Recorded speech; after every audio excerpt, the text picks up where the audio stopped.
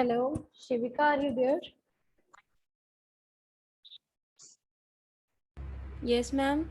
बच्चे एक बार ग्रुप में मैसेज कर दो स्टूडेंट्स को जिन्होंने अभी तक नहीं ज्वाइन की है क्लास की ज्वाइन करें. Okay, ma'am.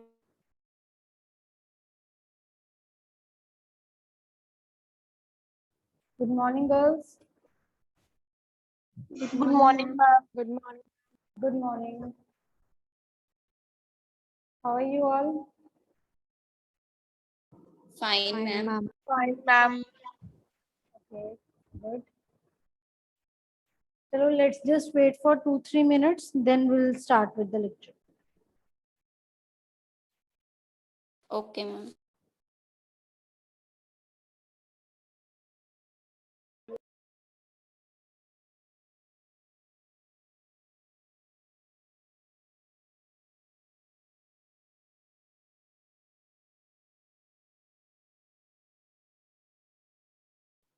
एंड गर्ल्स, आप लोगों ने गूगल क्लासरूम में ऐड हो गए हो आप लोग जो लिंक भेजा? Yes, ma'am. Yes, ma'am. Yes, ma'am. ठीक है, मैंने वहां पर कल मटेरियल भी अपलोड किया था. Yes. ओके, 28 स्टूडेंट्स अभी शो हो रहे हैं मुझे क्लास में. तो जो अभी तक नहीं ऐड हुए हैं तो वो भी जो मैंने कोड भेजा था उसके थ्रू ऐड हो जाए.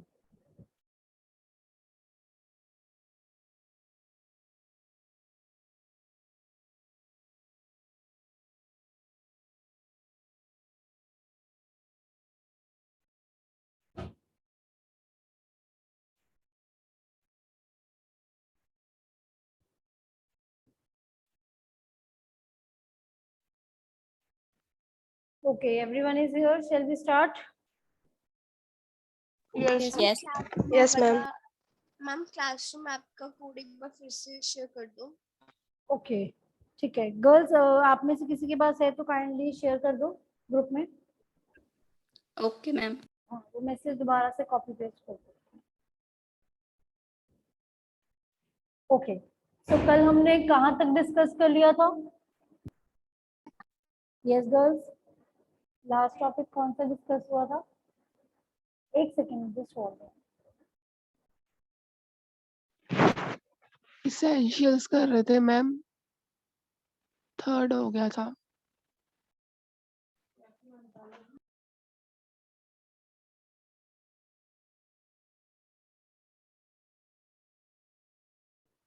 यस गर्ल्स, थर्ड टॉपिक तक हो गया था. लॉफुल कंसिडरेशन तक डन था. Yes, ma'am. चलो, now will move to the next one, that is competency of parties. अब ये क्या कह रहे हैं? अभी हम क्या पढ़ रहे थे? Essentials of a contract. ठीक है, एक वैलिड कॉन्ट्रैक्ट में क्या क्या जरूरी चीजें चाहिए. सबसे पहले हमने पढ़ा कि एक तो लीगल ऑफर या लॉफुल ऑफर होना जरूरी है और उसकी एक्सेप्टेंस होनी बहुत जरूरी है अगर एक कॉन्ट्रैक्ट बनाना है. ठीक है. नेक्स्ट हमने पढ़ा कि एक पार्टी की ना लीगल रिलेशनशिप में आने की इंटेंशन भी बहुत ज्यादा जरूरी है कि अगर उनकी इंटेंशन ही नहीं होगी उसको लीगल रिलेशनशिप में आने की तो फिर तो वो कॉन्ट्रैक्ट बनेगा ही नहीं. थर्ड हमने कल डिस्कस किया lawful consideration means something in return होना जरूरी है. ये नहीं है कि अगर वन साइडेड ही हो रहा है फिर तो वो चैरिटी ही होगी काइंड ऑफ. अगर वो दूसरा बंदा हमें रिटर्न में कुछ दे ही नहीं रहा है तो वो कॉन्ट्रैक्ट बनता ही नहीं है विदाउट कंसिडरेशन. एंड मैंने आपको ये भी बताया था कि जो कंसिडरेशन है that must be lawful. Lawful means कि कोई लाइक रिश्वत वगैरह इस तरीके की कंसिडरेशन नहीं होनी चाहिए, वो अनलॉफुल होगी. Right. Now fourth one is that we are going to discuss today is competency of parties. कि मतलब कि जो भी पार्टीज हमारी कॉन्ट्रैक्ट में आ रही हैं वो कॉम्पिटेंट होनी चाहिए. कॉम्पिटेंट मींस कि वो उनमें कौन कौन सी जो है बेसिकली पार्टीज को कॉम्पिटेंट यहाँ माना गया है. एक तो जो पर्सन जो कॉन्ट्रैक्ट में आ रहा है he must be a major.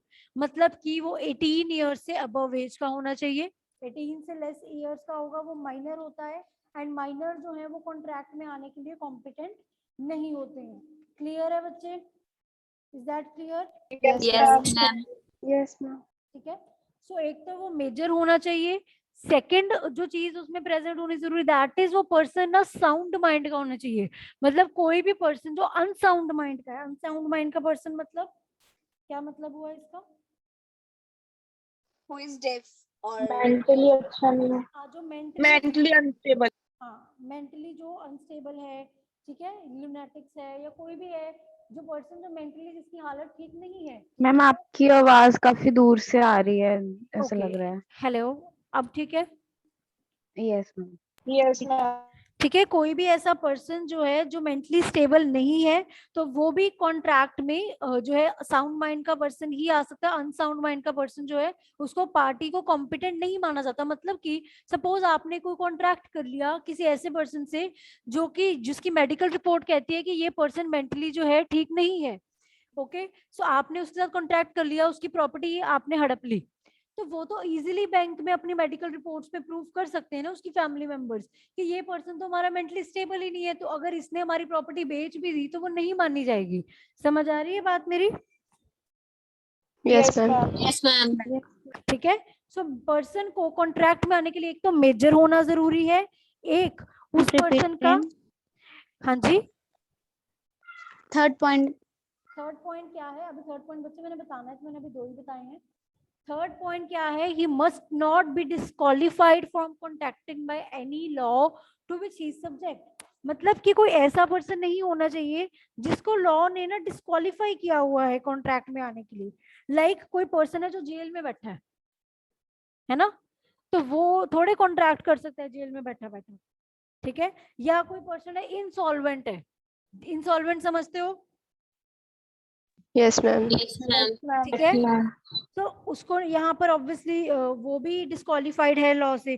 सो इस तरीके के जो लोग होते हैं उनको उनके साथ हम कॉन्ट्रैक्ट में नहीं आ सकते। ठीक है, तो वो भी कॉम्पिटेंसी ऑफ पार्टी में, मतलब ये भी पॉइंट हमने ध्यान रखना है कि एक तो वो पर्सन मेजर हो, 18 ईयर से अबव हो, दूसरा उसकी मेंटली हालत ठीक हो, साउंड माइंड का पर्सन हो, तीसरा लॉ ने किसी भी तरीके से उस पर्सन को डिस्क्वालीफाई ना किया हो कि उसने कोई कॉन्ट्रैक्ट नहीं करना।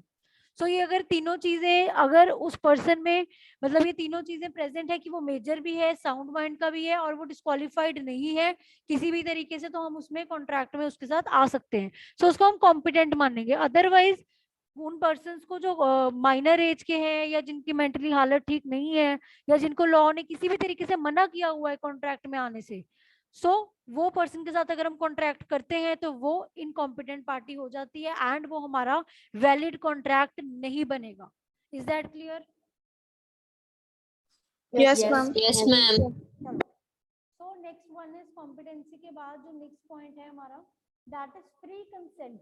Ma'am your voice is not audible ma'am. एक second, next point is free consent. Free consent समझते हो? फ्री कंसेंट का मतलब, कंसेंट का मतलब क्या होता है? चलो फ्री को भी छोड़ दो, what do you mean by consent? agreement of both parties. No, consent normal language में मंजूरी, अग्री करना किसी या चीज के लिए, अग्री किसी करना एग्रीमेंट के लिए। या। तो फ्री कंसेंट क्या हो गया कि बिना किसी प्रॉब्लम के, बिना किसी दबाव के, है ना, एग्री करना, यही मतलब हुआ, राइट? सो अब फ्री कंसेंट कहता कब होता है? जब वो इन 5 तरीकों से ना हुआ हो। अच्छा, अब ये 5 तरीके क्या हैं? First one is coercion. Coercion का मतलब होता है जब हम किसी का ना कंसेंट, उसको धमका के, डरा धमका के, गन पॉइंट पे उसका कंसेंट ले रहे हैं। हम सीरियल्स में, मूवीज में देखते हैं कई बार वो गन पॉइंट पे कोई कॉन्ट्रैक्ट पे साइन करवा लेते हैं, राइट? Yes, ma'am. ठीक है, so it is a kind of physical threat. So ये कोवर्जन का पार्ट है। सो अगर कोई भी एग्रीमेंट आपसे डरा धमका के कोवर्जन के थ्रू किया जा रहा है तो उसको हम कहेंगे कि ये फ्री कंसेंट में नहीं हुआ है एंड उसको वैलिड कॉन्ट्रैक्ट नहीं माना जाएगा। क्लियर है? Yes, ma'am. Yes ma'am. Next is undue influence. Undue influence क्या होता है? ये मेंटल थ्रेट है। मेंटल थ्रेट मींस कि जैसे मैं आपको एग्जांपल देती हूँ, आप किसी ना गुरु को बहुत ज्यादा फॉलो करते हो, कोई गुरु है, कोई जहाँ पर आप जाते हो उनको आप बहुत ज्यादा फॉलो करते हो। गर्ल्स प्लीज एक माइक ऑफ कर लो, बहुत डिस्टरबेंस आ रही है किसी के माइक से।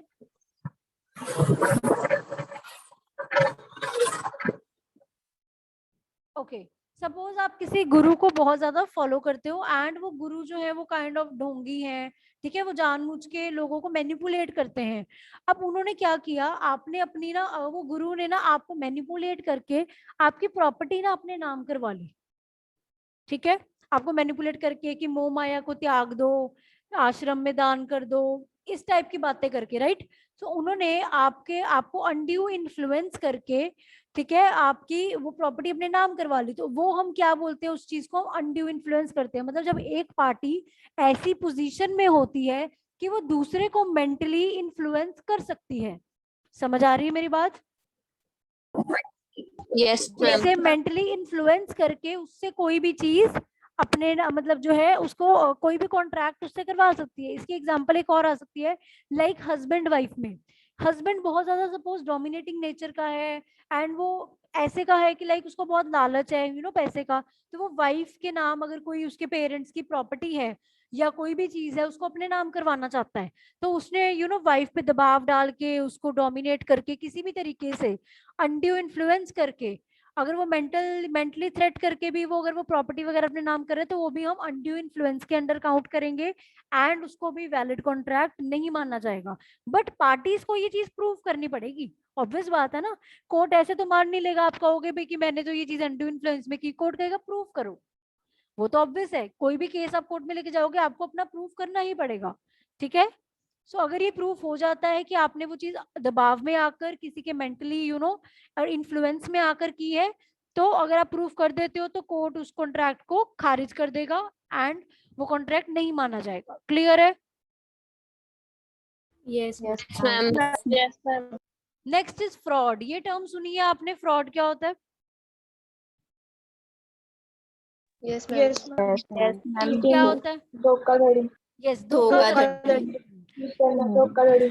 किसी को धोखा देके उसका कंसेंट ले लेना, मतलब आपने किसी के साथ उसको गलत टर्म्स बता दी, जानबूझ के किसी को धोखा देने के लिए उसको बोला इस स्कीम में इन्वेस्ट कर ले, ये बहुत अच्छी स्कीम है, ठीक है, कि ये मैं भी इसमें इन्वेस्ट, कुछ भी आपने उसको धोखे से किसी एग्रीमेंट के लिए कंसेंट ऑब्टेन कर लिया, ठीक है, क्योंकि आप जानबूझ के कर रहे थे, क्योंकि आप उसकी कुछ भी आप उससे पैसे हड़पना चाहते थे, या कोई भी तरीके से आप किसी के साथ कोई भी धोखा कर रहे हो। सो अगर फ्रॉड के साथ आपके साथ कोई फ्रॉड होता है और आप उस कंसेंट को, मतलब ऑब्वियसली कोई एग्रीमेंट साइन कर देते हो, कोई कॉन्ट्रैक्ट साइन कर देते हो, बट बाद में पता लगता है वो फ्रॉड है, तो उसको भी हम वैलिड कॉन्ट्रैक्ट नहीं मानेंगे। क्लियर है? Yes ma'am. Yes, ma'am. तो अगर आप प्रूफ कर देते हो कोर्ट में कि मेरे साथ ये फ्रॉड किया गया है, इस पार्टी ने जानबूझ के मुझे धोखा दिया है, तो वो ऑब्वियसली आपका वो कॉन्ट्रैक्ट खारिज कर दिया जाएगा। क्लियर? जैसे Yes, कहते हैं ना, ma'am. कई बार हम सीरियल्स मूवीज में भी देखते हैं कि धोखे से साइन करवा लिए या इस तरीके की कोई चीजें कर ली, ठीक है, तो वो फ्रॉड के अंदर आती है, जब हम जानबूझ के इंटेंशनली दूसरे को धोखा देते हैं, उसको डिसीव करने की कोशिश करते हैं। Clear? Yes, ma'am. Yes ma'am. Okay, now miss representation. ये चौथी टर्म क्या है? Miss representation. इसमें क्या है, ये और फ्रॉड ऑलमोस्ट सिमिलर है, बस इसमें फर्क पता क्या है, फ्रॉड ना बंदा जानबूझ के करता है, बट मिस रिप्रेजेंटेशन जो है वो अनइंटेंशनली होती है। मींस आपको नहीं पता था कि आप जो चीज कह रहे हो वो गलत थी, और आपके वो चीज कहने से किसी का नुकसान हो जाएगा, ठीक है। आपने किसी को कोई स्कीम में इन्वेस्ट करने के लिए बोल दिया, आपने कहीं से सुना था ये बहुत अच्छी स्कीम है, इससे बहुत पैसे कमाए जाते हैं, आपको नहीं पता था कि वो स्कीम गलत है या फ्रॉड है, आपने दूसरे पर्सन को इन्फ्लुएंस कर दिया, एंड उसने आपकी बात मान के वो कॉन्ट्रैक्ट में आ गया, तो अब ऑब्वियसली ठीक है, गलत चीज तो हुई है, बट अनइंटेंशनली हुई है। आपका इंटेंशन उसको धोखा देने का नहीं था, आपने अपनी तरफ से, आपकी इंटेंशन प्योर थी, बट वो चीज आपके कहने से वो आ गया ऐसे कॉन्ट्रैक्ट में, उसके साथ धोखा हो गया फिर भी, ठीक है। सो इसको हम क्या बोलेंगे? Miss representation. क्लियर है? Yes Yes, ma'am. ma'am. Last is mistake. Mistake मतलब जब आपसे कुछ मिस्टेक, कोई एरर हो जाए, कोई गलती हो जाए। अब इसकी मैं एक एग्जांपल देती हूँ। सपोज आपके पास दो कार्स हैं, एक आपके पास होंडा सिटी कार है, दूसरी कार आपके पास है ऑल्टो, ठीक है। आपने किसी को बोला, अपने फ्रेंड को, कि यार मैं अपनी कार बेचना चाहता हूँ, तू खरीदेगा 2 लाख में, ठीक है, तो वो कहता है ठीक है मैं खरीद लूंगा। उसको लगा कि आप उसको होंडा सिटी बेच रहे हो, बट आप अपनी ऑल्टो कार की बात कर रहे थे, ठीक है। आपस में पार्टीज को मिस्टेक हो गई कि आप दोनों कौन सी कार की बात कर रहे थे, ठीक है। सो इस केस में जो है ये कॉन्ट्रैक्ट बाय मिस्टेक माना जाएगा। क्लियर है? Yes ma'am. Yes, ma'am. ठीक है, आप दोनों पार्टीज को कंफ्यूजन होगी, उसको लगा कि वो होंडा सिटी की बात कर रहा है, आप ऑल्टो की बात कर रहे थे, तो यहाँ पर पार्टीज को समझने में एक दूसरे को मिस्टेक हो गई। सो यहाँ पर भी आप प्रूव कर सकते हो कोर्ट में कि ये जो है कॉन्ट्रैक्ट ये बाय मिस्टेक हमसे, मतलब ये एरर हुआ है, ठीक है, इंटेंशनली नहीं किया है, तो उसको भी हम अवॉइड कर सकते हैं उस कॉन्ट्रैक्ट को। क्लियर है? Yes, Yes, ma'am. Yes, ma'am. Yes, ma'am. In short मैं क्या कह सकती हूँ यहाँ पर कि वैलिड कॉन्ट्रैक्ट वही है जिसमें अगर पार्टीज के साथ जो कंसेंट लिया गया है वो इन पांचों में से किसी भी तरीके से ना लिया गया हो, ना फिजिकल थ्रेट से, ना मेंटल थ्रेट से, ना फ्रॉड से, ना मिसरिप्रेजेंट या ना मिस्टेक। इन पांचों में से कोई भी चीज अगर प्रेजेंट नहीं है तो फिर मैं कहूंगी ठीक है, फिर वो कंसेंट उसने अपनी मर्जी से दिया है, देन ये कॉन्ट्रैक्ट वैलिड है। क्लियर? Yes, ma'am. ओके, चलो। सो नेक्स्ट वन इज, आप नोट करते हो गर्ल साथ साथ में ये पॉइंट्स थोड़ा सा अपनी नोटबुक पे? Yes, ma'am. Yes, ma'am. अगर मैं जैसे कोई एग्जांपल भी देती हूँ ना, जैसे मैंने यहाँ पर दी कि गन पॉइंट पे कर लिया, या यहाँ पर वो गुरु वाली एग्जांपल दी, या कोई भी, आप थोड़ा सा हिंदी में या रफली लिख लिया करो ब्रैकेट में, सो दैट आपको जब आप पढ़ो ना आपको याद आए कि मैम ने यहाँ पर ये एग्जाम्पल दी थी। ठीक है, क्योंकि अभी तो जैसे आपको याद है, अगर मैं आपको कोई टेस्ट दूंगी थोड़ा टाइम बाद, अगर ये चीजें मैं आपसे डिस्कस करूंगी तो मे बी आपके माइंड में ना रहे। ठीक है, सो इसलिए थोड़ा सा लिख लिया करो कोई एग्जांपल या कुछ, ठीक है, ताकि आपको याद रहे। क्लियर? Yes, ma'am. अच्छा, एक मेरी बात और, जब ये हमारा चैप्टर कंप्लीट होता है ना गर्ल्स, इसके बाद अब हमने इसका, मैंने ये जो टॉपिक है ये essentials of a valid contract, इसका मैंने टेस्ट लेना है। ठीक है, या असाइनमेंट काइंड ऑफ मैं आपको दूंगी, आप इसका क्वेश्चन फ्रेम आउट करोगे। क्लियर है? Okay, ma'am. ठीक है, बस ये वंस Okay, ये ma'am. आज ये वैसे कंप्लीट हो जाएगा बहुत इजीली, तो फिर इसके बाद आप लोग जो है इसका टेस्ट दोगे या काइंड ऑफ असाइनमेंट करोगे इसकी। अब फ्री कंसेंट के बाद नेक्स्ट इज लॉफुल ऑब्जेक्ट। अब लॉफुल ऑब्जेक्ट क्या होता है? लॉफुल ऑब्जेक्ट मींस कि कोई भी एग्रीमेंट जिसका ऑब्जेक्टिव है वो अगर तो अनलॉफुल है, उसका मतलब कि उस एग्रीमेंट को मैं इलीगल एग्रीमेंट कहूंगी। ठीक है, सो और जो जितने भी इलीगल एग्रीमेंट होते हैं वो सारे वॉइड एग्रीमेंट होते हैं। क्या होते हैं illegal agreement? Void. Void. Agreement. ठीक है, सो अब इलीगल एग्रीमेंट के कोई एग्जांपल मुझे आप दे सकते हो जिसका ऑब्जेक्टिव इलीगल था, अनलॉफुल था? Drugs dealing. Yes, drugs dealing, right.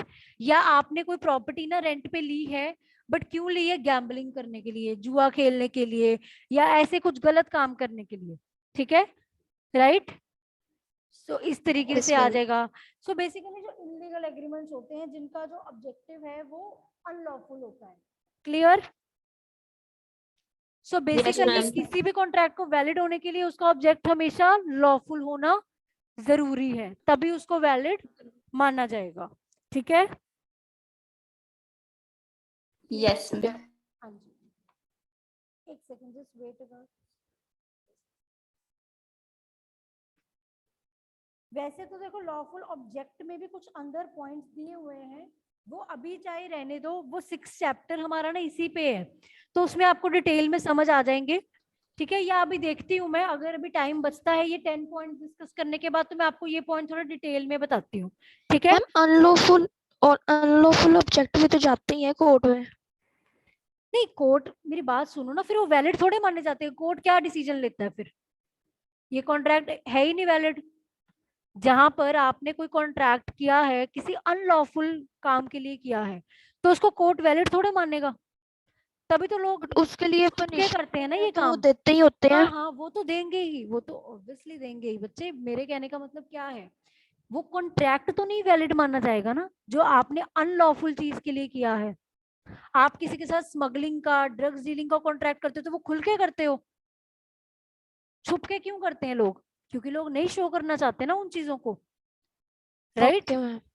ठीक है, क्योंकि वो लॉ ऑब्वियसली कि अगर आप लॉ के पास जाओगे कि भाई मैंने तो इसके साथ स्मगलिंग का कॉन्ट्रैक्ट किया था, इसने मेरे 2 लाख रुपए दिए नहीं, मैंने इसको ड्रग्स बेचे थे 2 लाख के, इसने मेरे को 2 लाख नहीं दिए, तो कोर्ट क्या करेगा? पहले तो आपको जेल में डालेगा कि भाई आप तो ड्रग्स डीलिंग कर रहे हो, राइट? तो मतलब ऑब्वियस बात है ना, ये तो वैलिड कॉन्ट्रैक्ट्स होते ही नहीं है जो तो अनलॉफुल चीजों के लिए हैं, राइट? क्या मैम? कोर्ट यस थोड़ी कहेगा कि हाँ भी तो इसके 2 लाख दे, इसने तेरे को ड्रग्स बेचे हैं, कहेगा ऐसे court? Yes No, no ma'am. नहीं कहेगा ना, तो वो वैलिड कॉन्ट्रैक्ट तो हुआ ही नहीं। कोर्ट तो पहले ही कह देगा इसका तो ऑब्जेक्टिव ही अनलॉफुल है, ये तो हमने मानना ही नहीं कॉन्ट्रैक्ट। ठीक है, ओके मैम। हाँ।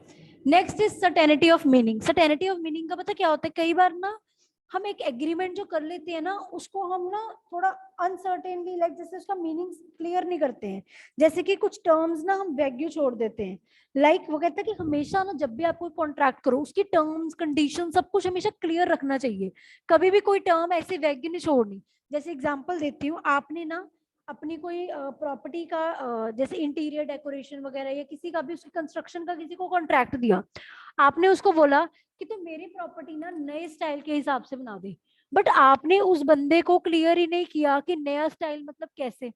अब आपके हिसाब से नया स्टाइल कुछ और हो सकता है, उस बंदे के हिसाब से नया स्टाइल कुछ और हो सकता है, राइट? तो आपने मतलब टर्म्स एंड कंडीशंस क्लियर नहीं करी, राइट? तो बाद में अगर आप कहते हो कि वो अगर वो घर बनने के बाद आपको ऐसा लगता है कि नहीं यार मैंने तो इसको दूसरे तरीके से कहा था, इसने तो कुछ और ही बना दिया है, तो मैं तो भाई गलत है, इसके साथ तो मैंने कॉन्ट्रैक्ट किया था कि तू नए स्टाइल का बनाना, इसने तो कुछ और बना दिया है, तो बाद में आप उसको कोर्ट में नहीं लेकर जा सकते इस बेसिस पे, क्योंकि कोर्ट कहेगा आपने क्लियर ही नहीं किया नया स्टाइल मतलब क्या, उसको हिसाब से जो नया स्टाइल लगा उसने वैसे कर दिया। या तो आप क्लियर कर देते कि ऐसे ऐसे हर एक चीज मुझे इस तरीके से चाहिए, right? You getting my point girls? yes, ma'am. Yes. Ma'am. Yes, ma'am. ठीक है, सो आपका हमेशा कॉन्ट्रैक्ट में जो मीनिंग है वो आपने क्लियर करना है, जो टर्म्स एंड कंडीशन है वो हमेशा सर्टेन होनी चाहिए। Clear? Yes, ma'am. Yes ma'am. चलो next is legal sorry possibility of performance. अच्छा, आप जिस चीज के लिए कॉन्ट्रैक्ट कर रहे हो ना वो चीज पॉसिबल भी होनी चाहिए। अब जैसे मैं आपके साथ कॉन्ट्रैक्ट कर लूं कि आप मेरे लिए तारे तोड़ लाओ, क्या ये पॉसिबल है? No, ma'am. No ma'am. अगर मैं आपके साथ कॉन्ट्रैक्ट तो कर लूंगी, तो बाद में लॉ क्या, अगर मैं कोर्ट में हम ये चीज लेकर चले गए कि भाई इसने तो तारे नहीं तोड़ के लेकर आई है तो मेरे लिए, तो कोर्ट क्या कहेगा, आपने तो ऐसी चीज मांग ली जो तो पॉसिबल ही नहीं है, राइट? Yes, ma'am. ठीक है, तो सीधी बात है कि मतलब कि आप ऐसी चीज ही मांगोगे या ऐसा ही कॉन्ट्रैक्ट करोगे जो पॉसिबल है परफॉर्म करने के लिए। जिस चीज की परफॉर्मेंस पॉसिबल ही नहीं है तो वो तो वैलिड कॉन्ट्रैक्ट होगा ही नहीं, जो कि इम्पॉसिबल चीज है वो वैलिड होगी ही नहीं। ठीक है, okay? Yes, ma'am. Yes ma'am. चलो next is legal formalities. Legal formalities मतलब कि अब ऑब्वियस बात है ना, जब आप कोई कॉन्ट्रैक्ट में आते हो कुछ लीगल फॉर्मेलिटीज भी तो होती हैं। कैसी कैसी लीगल फॉर्मेलिटीज हो सकती हैं बताओ? जैसे राइटिंग में आपने एग्रीमेंट करना, अटेस्ट कराना, रजिस्टर कराना, स्टैंप ड्यूटी लगवानी, ये कुछ फॉर्मेलिटीज कई बार होती हैं जब भी हम लाइक कोई प्रॉपर्टी डीलिंग करते हैं, कोई भी हम कॉन्ट्रैक्ट करते हैं। तो आपकी जो भी उसमें लीगल फॉर्मेलिटीज रिक्वायर्ड हैं आपके कॉन्ट्रैक्ट में, आपको वो भी हमेशा पूरी करनी है, क्योंकि अगर आपने वो लीगल फॉर्मेलिटीज अच्छे से नहीं की तो वो कॉन्ट्रैक्ट वैलिड नहीं माना जाएगा, right? Yes, Yes, ma'am. ma'am. Yes, ma'am. ठीक है, last but not the least जो हमारा पॉइंट है, that is not declare to be void. मतलब कि जो हमारा कॉन्ट्रैक्ट है ना वो वॉइड नहीं होना चाहिए। मैंने आपको पहले ही बताया कि जो वॉइड होते हैं वो तो अनइनफोर्सेबल है। यहाँ वो कह रहा है सीधी बात कि बस कॉन्ट्रैक्ट वॉइड ना हो तो फिर वो वैलिड है। अब वॉइड में क्या क्या आते हैं वो अभी के लिए आप रहने दो, सिर्फ उनके नाम याद कर लेना जो बुक में लिखे हुए हैं। डिटेल में इन चीजों को हमने 6 चैप्टर में डिस्कस करना है। तो नाम मैं जस्ट बता देती हूँ आपको, जस्ट मैं नेम्स बोल रही हूँ, इनका जो मीनिंग है वो आपको 6 चैप्टर में डिस्कस करूंगी।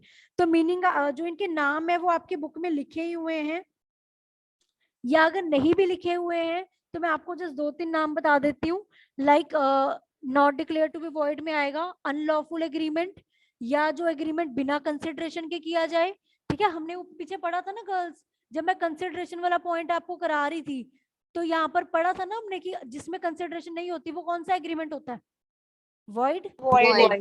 ठीक है, सिमिलरली जब मैंने लॉफुल की बात करी, लॉफुल में यहाँ पर भी हमने वर्ड पढ़ा ना वॉइड एग्रीमेंट, कि अगर तो इलीगल है, अनलॉफुल चीज है, उसको हम क्या कहेंगे? वॉइड कहेंगे।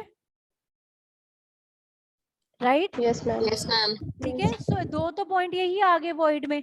इसके अलावा और कौन से पॉइंट्स होते हैं? Like agreement in restraint of marriage, agreement in restraint of trade, uncertain agreements, agreement in restraint of legal proceedings. ये कुछ है एग्रीमेंट्स, ये हम पढ़ेंगे 6th चैप्टर में। बस इनके नाम याद कर लेना, अगर नाम भी याद नहीं होते हैं तो बस एक दो याद रख लेना। जस्ट कि आपके इसमें जैसे आपके बुक में ये पॉइंट लिखा हुआ है कि वॉइड एग्रीमेंट वो है जो लॉ इनफोर्स नहीं करता है। बेसिकली ये सेक्शन 24 से लेके सेक्शन 30 के बीच में कवर किए गए हैं। एंड इनकी एग्जांपल्स बता देना दो तीन, like restraint of marriage, restraint of trade, agreement without consideration, illegal agreement. So बस 3-4 एग्जांपल्स बता देना, ठीक है? डिटेल में अभी ये रहने दो, इसको हम 6th चैप्टर में डिस्कस करेंगे। Clear? Yes, ma'am. Yes, ma'am. ठीक है, चलो ये हो गया आपका। अच्छा, अब ना गर्ल्स सेक्शंस भी आपको ना थोड़े थोड़े, जब हम इन चैप्टर्स पे जाएंगे, अभी तो मैंने आपको इतना सेक्शंस वगैरह में गई नहीं हूं मैं, ठीक है? तो जब हम इनके चैप्टर्स करेंगे ना तो आपको थोड़े से सेक्शंस भी याद रखने पड़ेंगे। बट अभी के लिए जो आपको मेन सेक्शन याद रखना है ना इस क्वेश्चन में, वो ये वाला है कि ये जो असेंशियल एलिमेंट्स है ना वैलिड कॉन्ट्रैक्ट के, ये कौन से सेक्शन के अंडर आते हैं? Under section 1870. Under section 10 of Indian contract act 1872। Clear है? Yes, Yes. तो ये तो जरूर लिख लेना वहां पर, जब आप एसेंशियल्स लिखोगे उसके ब्रैकेट में ये जरूर मेंशन कर देना। Clear? Yes, Yes. ma'am. Yes, ma'am. Yes, girls, give me a minute. I'm getting a call.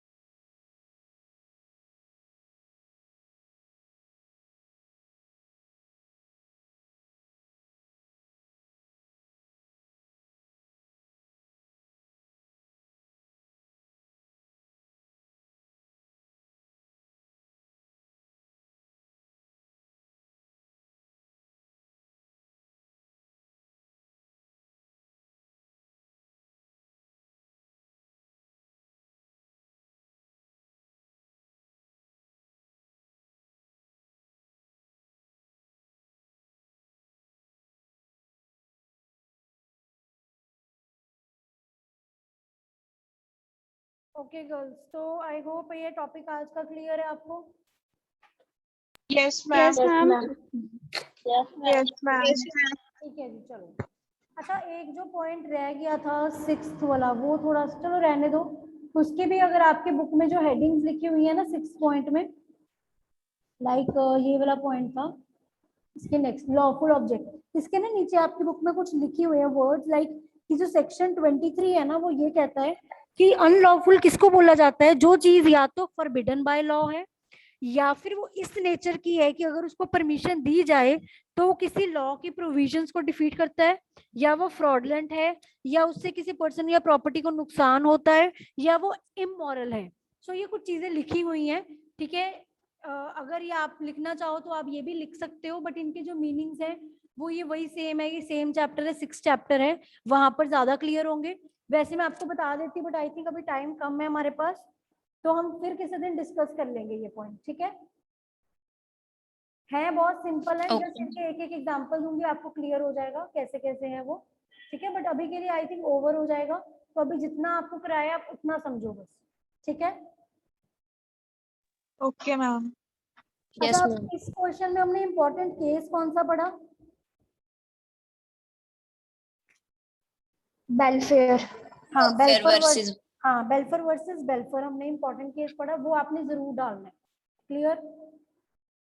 Yes, Yes, ma'am. ma'am. Yes, ma'am. हम सिंपल एलिमेंट्स पे, एसेंशियल एलिमेंट्स पे ही तो बनाना है हमने असाइनमेंट। हाँ, वो मैं आपको बताऊंगी गर्ल्स कैसे बनाना है। ठीक है, अभी आप एक दिन रुक जाओ, तो I will tell you tomorrow. Okay, ma'am. Ma'am. Okay, ma'am. ठीक है, now I just take the attendance and then आप लीव करना।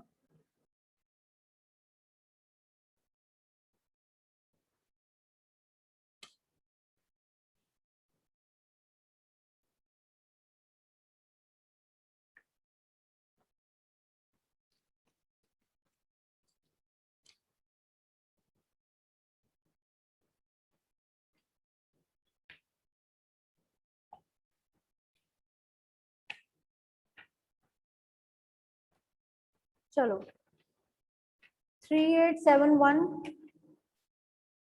Yes, ma'am. 72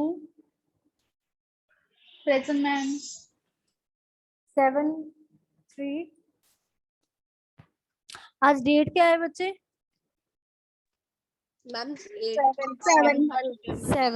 सेवन है, ठीक है, 7 सितंबर, ठीक है। चलो 73 is not there. 74, present ma'am 75, जल्दी जल्दी बोलो girls. 76, Present, ma'am. 76 is present।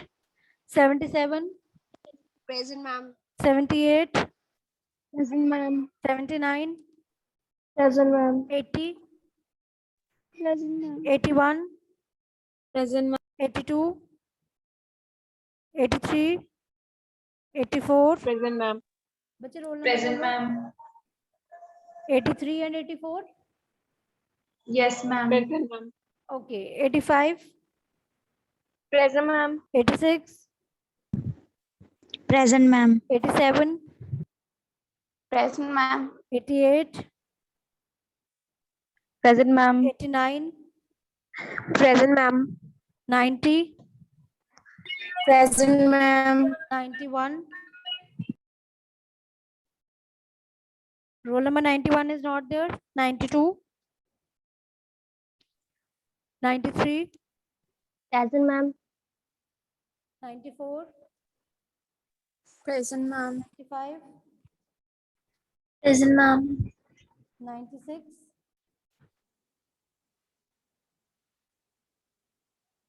97, Present, ma'am. 95 and 6 is not present, right? 97 present है। 98, Present, ma'am. 99,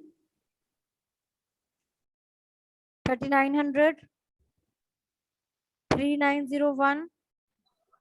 Present, ma'am. Okay, 02, Present, ma'am. 03, Present, ma'am. 04, present ma'am 05, present ma'am 6, Present, ma'am. 6 कौन है? श्रुति। Yes, ma'am. Okay, 7, Present, ma'am. 8, 9, 10, Present, ma'am. 11, Present, ma'am. 12, Present, ma'am. 13, Present, ma'am. 14, 15, 16। Present, ma'am. Roll number बच्चे क्या है? Jasleen. 16. 17, Present, ma'am. 18, Present, ma'am. 19, 20, 21, 20, Present, ma'am. 21 is present। 22, Yes, Present, ma'am. 23, 24, 25, Present, ma'am. 26, 27, Uh, 28. ma'am, I'm 26 and I'm present. My mic didn't unmute at the Okay, time. okay. 26 is present. 27, 28, present 29, ma'am 28 is present. Okay, 29, present ma'am 30, 31, present ma'am 31 is present. yes 32, ma'am 33, Present, ma'am. 34, Present, ma'am. 35,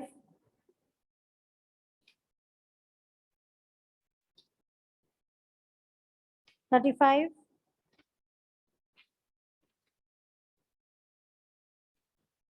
36, 37, 38, 39. Present, ma'am. तो roll number क्या है बच्चे? 39. 40. Okay, अब मुझे chat box में जो बच्चों के आए हुए हैं कोई एक स्टूडेंट बोल दे कि अगर किसी का मिस तो नहीं हो गया। एक बार चैट बॉक्स वाले रोल नंबर्स रिपीट कर दो।